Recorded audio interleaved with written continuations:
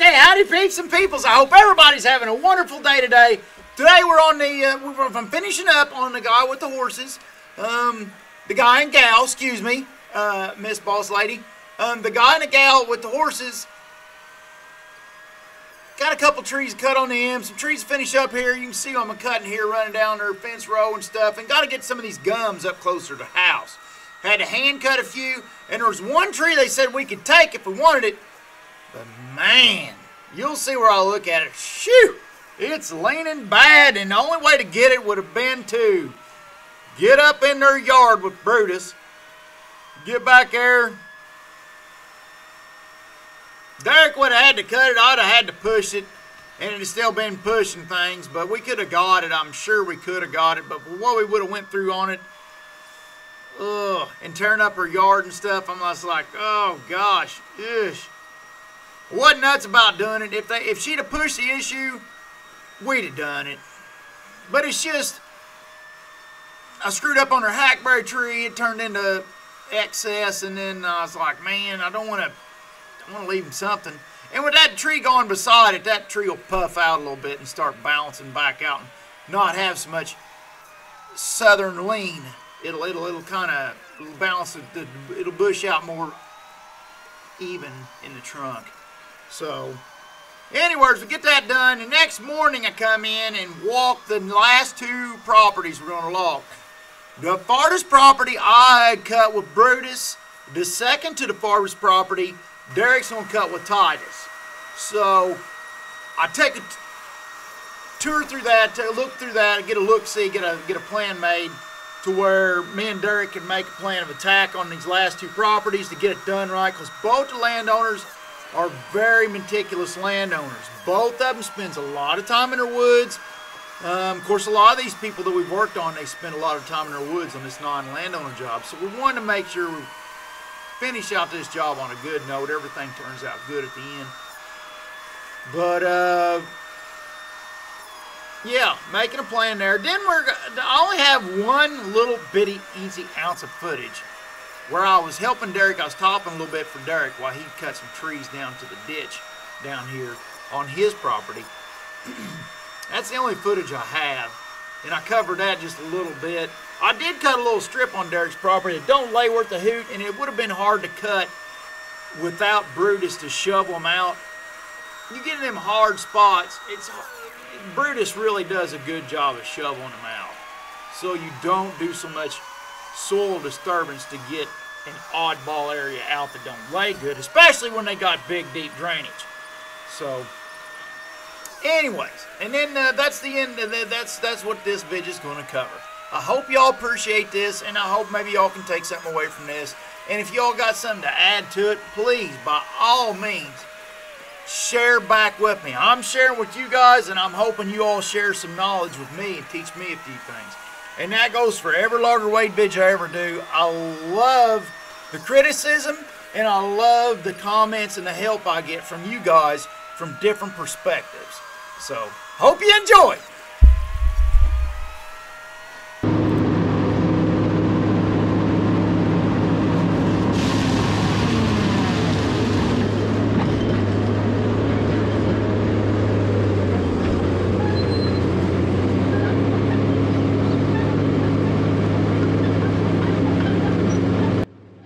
What you're seeing here, look at them leaves by the head. Make a mental note of them leaves. And pause the video, back up if you need to.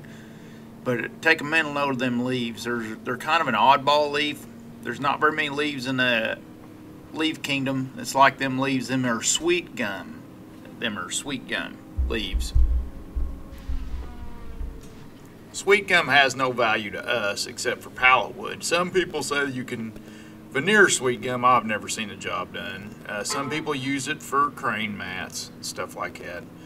But this little corner was heavy to sweet gum. Now usually you get a lot of sweet gum like this on property that's good growing property. You know, this property here is sandy, moist. You know, which I don't see reason why it's moist. I don't see why that is. I don't know if it. I don't know. That kind of throws me for a loop. Anybody got anything to add to that? Comment down below. and add to the conversation because I'm kind of. But anyways, there's it's a lot of gum. Now I'm throwing it down in this jungle pile here that I'm gonna have to straighten out a little bit later. Mostly I'm coming up with Brutus along the fence and getting things thrown where I want it, and then I'll come through. You know, well, I'm kind of making a top pile there and then turn them and throwing them down the hill. And as I cut to the next tree, I go to cut after this tree I'm getting ready to cut, you can see how I have them all stacked up down there. Now these I don't have to clean up clean. I'm just trying to get them to where they can relocate them and they don't have limbs and stuff hanging on them to screw up. If you leave limbs and stuff hanging on too bad, you'll screw it up for Stevie in the pile when he goes to. See like how I knobbed off them limbs? That helps Stevie. You know, as long as we ain't wasting too much time double, triple cutting things. You know, touch it once type of mentality. So now I'm going to hand cut this gum up here in this corner. Now both of them gums was allowed to be tooken, but the farthest gum, man, it's a earn your keep 110%. And that wonderful, beautiful house is sitting right there. So you're like, oh man, I don't know about that, you know. But I mean, it could have been done if she wanted to push the envelope, push the subject. But it's just we wasn't going to do it unless it was pushed on us because of the chances we're taking. You know, by farting with that farthest tree. It's the farthest one that had the little limb hanging out in the yard there. Now I want the stripe on it, I'm getting a cut. You can see it's got a lot of lean towards that little horse barn up there and kind of behind my head where I'm cutting right now. Come behind my forehead. Behind my back here. See where my back's facing? Behind my back here, that's where that tree's actually facing. And it actually is facing hard enough. It actually does set back on me a little bit. You'll hear me kind of kick some rocks or whatever when it happens. And I end up having to get a hammer and wedge to kind of lift it to make sure it goes right instead of falling over across that fence there behind my back. Now gums are very stringy wood. Gums have good fiber in them. They are top heavy. Gums top heavy type of tree, but they are very fibrous. So you can pull on them pretty hard. Now I'm putting this double hinge in this one, and you're putting a double hinge on the tension side. So the tree's leaning away the other way. You can see me put a double hinge over here. So I got that much extra meat holding on this side. And a lot of people ask me, why don't you just leave a big fatty? Well, if you leave a big fatty, the tree falls 5 to 10 degrees and it rips almost all the fatty off to start with. When you put relief cuts in it to where it can, you do like a double, triple hinge type of thing, mentality, that allows that tree to flex so that the wood fibers stay a hold and gets the tree, you know, like 35, 40 degrees instead of just 5 or 10 of falling angle before it breaks off. So you get a hard side liner, you're needing all the help you can get. You best be loosening that wood, that hinge of that fiber up. You can see that tree's trying to set back on my saw now. But you got to loosen that fiber up so it got room to flex so they stay holding instead of breaking free.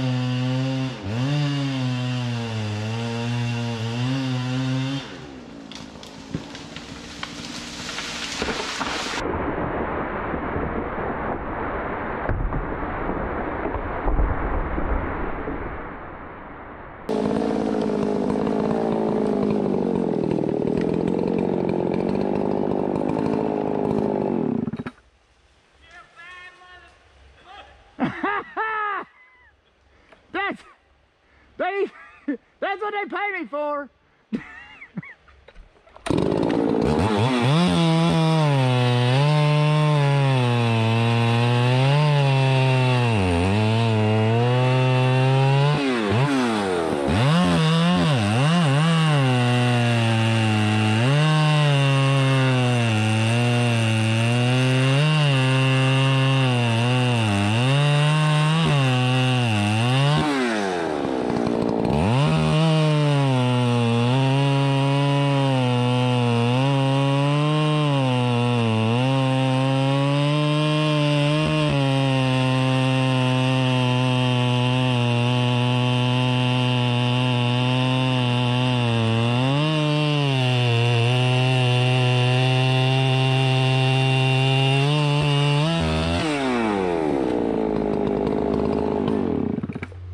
What was the verdict on the hackberry tree? Up here? Yeah, you okay with that? No, it'll have to come down. I'm sorry about the mistake there. I just made a miss. I couldn't see. That's all right. I was trying to pluck one of them limbs out so I could slide that other ash tree through and end up taking a chunk out of it. We figured you'd... Yeah, I got to do that to where it's obvious so when I go back here and I do a good job, nobody sees this.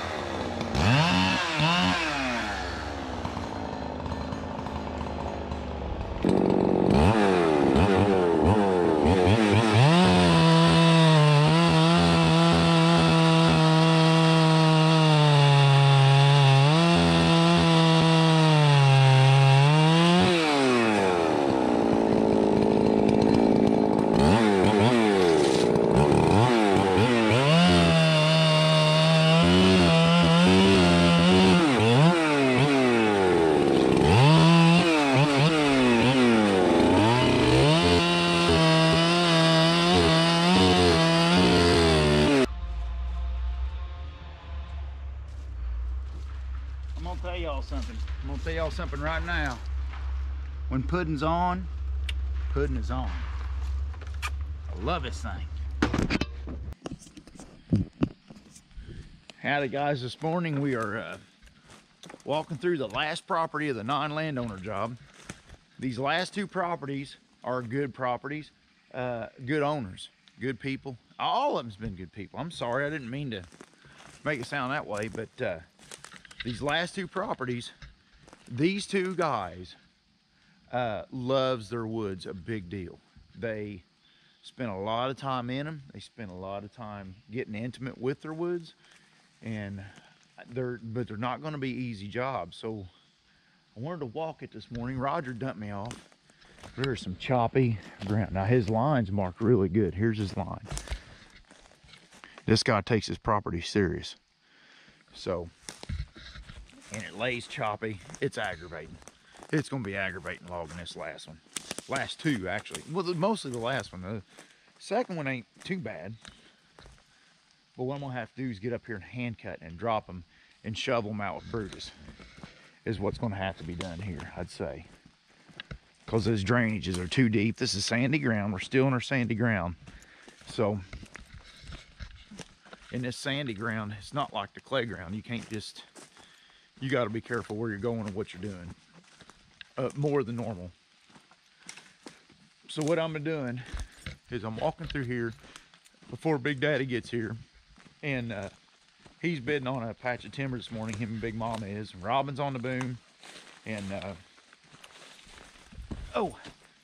I'm walking this to organize out the skid trails. And me and the last two landowners walked around yesterday evening, kind of got our heads straight on what we all want to do, how we want to go about it. But there's gonna be a lot of hand cutting. Me and Brutus is gonna work this last one. I'll just work this last one, Brutus. It don't lay well, it's choppy, and it's real meticulous on how the trees are gonna lay and how we're gonna pull them out. So I'm gonna stick with Brutus on this last one. All right, well, let me jump off here. And through this drainage, we're gonna skid up at top of that hill there on this side of the beans. And then on the back here, we're gonna make a road, dive through the valley, come up and run up this property line. And we're gonna end a skid road at that hickory tree. All them trees up there, I'm gonna drop across, I'm gonna shovel out with Brutus. So them's all gotta be hand cut up there in that corner. And up on his lake, it's a real beautiful lake. He's got a real nice lake, real nice property. And I got some trees just lean over his lake. I can't have a mistake like I did up there at Fibers, where I dumped the daggone thing in the lake. I gotta winch it out. We'll probably have to pull it with a choker. Tie a skidder up to it and get Robin to pull it while I cut it. Is probably how it's gonna have to happen. But I'm gonna jump off here and get to ribbon my road, and I'll show y'all how I ribbon my road here in a minute. But you pick a line. Now when you're skidding, I keep the mentality, I always keep the mentality for forestry and stuff like that, up and out. Now it don't always work, and a lot of times you gotta dive through a valley to get to the next peak. But when you're hooking to the trees and pulling them up and out, is the way I always do it. Unless you got a draw at the bottom where you're at, where you can drop it down top first, grab for the top and pull it out. But usually up and out. That means climb the hill, take a turn, and head out. So, with that mentality being said, with the property line right there, we're gonna pull up at an angle, make an arc, and go down the bottom, and then head out the bottom and out. That's how I'm gonna lay this out. All right, if you look in here,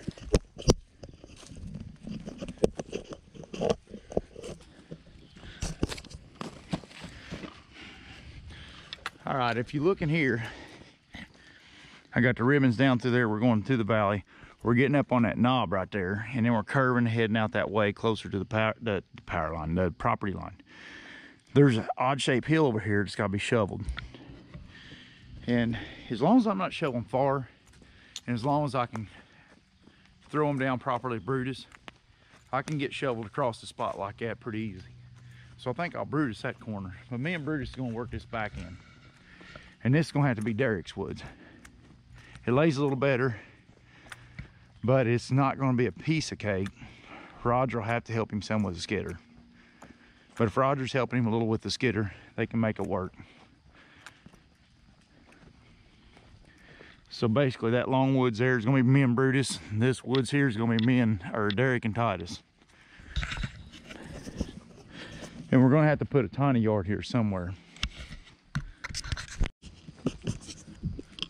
Okay, so we've ribboned our way out to here. And this is where we're gonna have a tiny yard here. And literally, it's gonna be a tiny yard. But no, there's a bunch of trees marked around it. What's going on here is all these stakes is where he's tried to plant proper trees, the type of trees that he needs. I don't know what they are, but I'm sure oaks and stuff like that.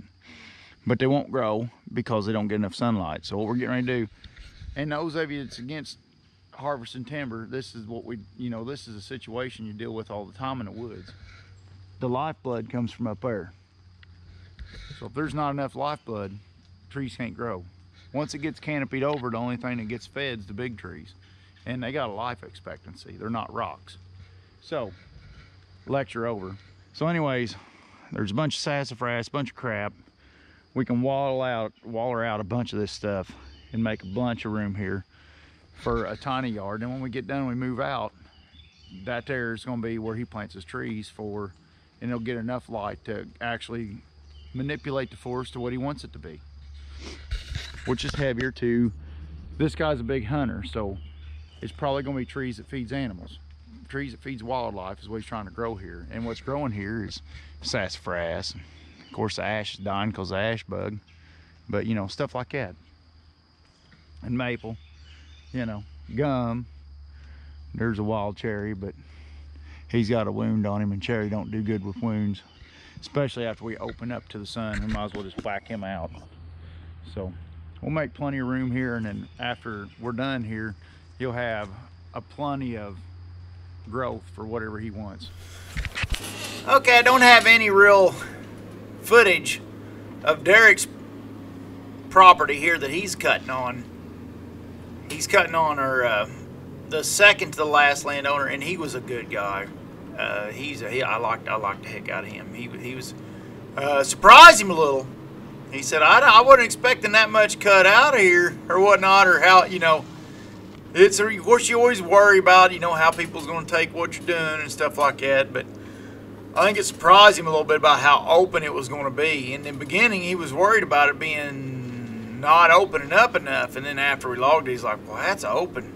So, I don't know. I hate it when you surprise a landowner and it don't turn out the way you wanted it to. That just always does worry me, you know. You just feel bad. But it is what it is. It was, you know, it was what needed done. What we cut was what needed cut. It was just more than I think he was expecting to see cut. But anyways, this is Derek's working this, and there's this ditch, this steep area. He said, I'm going to throw down in there, and instead of getting down there and wallering around, I was on my way over anyways to the last landowner, and Derek was like, let me throw these down here and then you clean them up so I don't have to get down in there. So I'm trying to clean this out of the way, this white oak out of here, and get it out of Derek's way, and then he's going to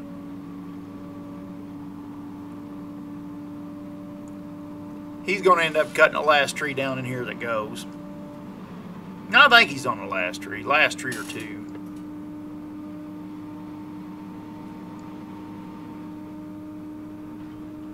But I'm having myself my own little struggles here trying to get this all cleaned up here and organized.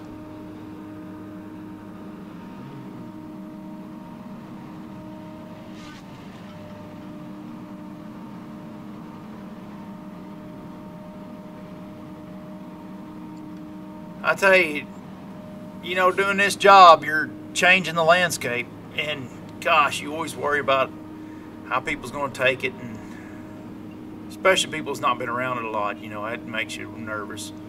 You know, farmers and stuff like that, they're used to this stuff. You don't really just try to do a good job. They'll know when you're doing a good job, when you're doing a crappy job, you know, and just kind of try to do a good job and move on, you know. But some people like this, now this guy here, he does a lot of work in his woods, and you know, he's one that you always want to please. You want to work your butt off to please, and I think he was okay with it. He's nice about everything, but I just feel bad.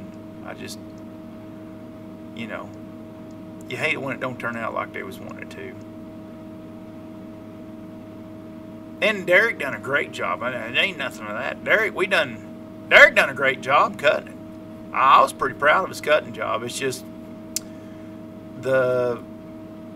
I just think that they get used to they're not used to when you take stuff out of the canopy how it's going to turn out, you know. So that's all. And I think he was okay at the end. I could just sense it. I felt bad. I was like, daggone it. But it is what it is. This is about all I got on him, and the next footage is going to be on the landowner I cut off of. Me and him made good buddies. He's a good buddy of this landowner that Derek's cutting on. They hang out together. They're good. They was both good guys, and I have a lot of fun. So check back in on the next one, because we do some pretty cool stuff on the next one. We get some people watching and stuff and hanging out. It just turns into a good time on the next one. So see y'all in the next video. Thank you for watching, everybody. Have a good one. Leave me likes and comments. Anybody wants any gear, go on loggerweight.com and do all that mess. And everybody work safe. Have a good one. Later on.